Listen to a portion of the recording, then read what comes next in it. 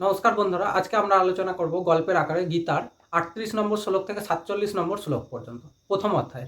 এখানে মেনলি অর্জুনের চিন্তাভাবনা এবং যুদ্ধ না করার সিদ্ধান্ত নিয়ে আলোচনা করা হয়েছে। চলুন গল্পের আকারে শুরু করা যাক।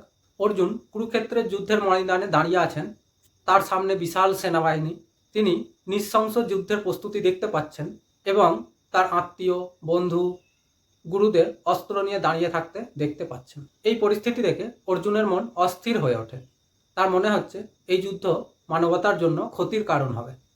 তিনি ভাবছেন, যদি এই যুদ্ধে তার নিজের আত্মীয়রা নিহত হন তাহলে তা কেমন হতে পারে।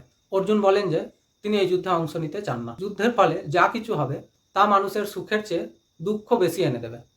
তার মনে যুদ্ধের ফলাফল নিয়ে দুঃখ এবং উদ্বেগ জন্মাচ্ছে, আর তাই তিনি যুদ্ধ থেকে সরে আসার সিদ্ধান্ত নেন। তার মতামত হচ্ছে যে এই যুদ্ধ যদি বর্জনীয় হয় তাহলে তিনি মন্দের পক্ষে না গিয়ে শান্তি চাইবেন। তো বন্ধুরা, শ্লোকগুলি গল্পের আকারে এখানেই শেষ। চলুন এবার দেখে নিই এখান থেকে আমরা কি শিখতে পারি। অর্জুনের চিন্তাভাবনা আমাদের শেখায় যে বড় সিদ্ধান্ত নেওয়ার আগে গভীরভাবে ভাবা উচিত এবং সব দিক বিবেচনা করা উচিত।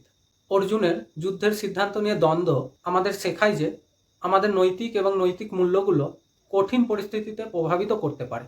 অর্জুনের মনোভাব আমাদের মনে করিয়ে দেয় যে কখনো কখনো আমাদের কর্তব্যের জন্য কঠিন সিদ্ধান্ত নিতে হতে পারে, যা ব্যক্তিগতভাবে আমাদের কাছে খুবই কষ্টকর হতে পারে। সব থেকে লাস্ট, অর্জুনের চিন্তাভাবনা আমাদের শেখায় যে কোনো সমস্যা মোকাবিলা করার আগে এটি সমাধান করা গুরুত্বপূর্ণ এবং সব দিক বিবেচনা করা উচিত। তো বন্ধুরা, গীতার প্রথম অধ্যায় আমাদের শেষ হয়ে গেল সমস্ত শ্লোকগুলি। এর পরবর্তী ভিডিওতে আমরা দ্বিতীয় অধ্যায়ের বিভিন্ন শ্লোক নিয়ে গল্পের আকারে আলোচনা করব এবং সেখান থেকে আমরা কি শিখতে পারি সেগুলো নিয়েও আলোচনা করব।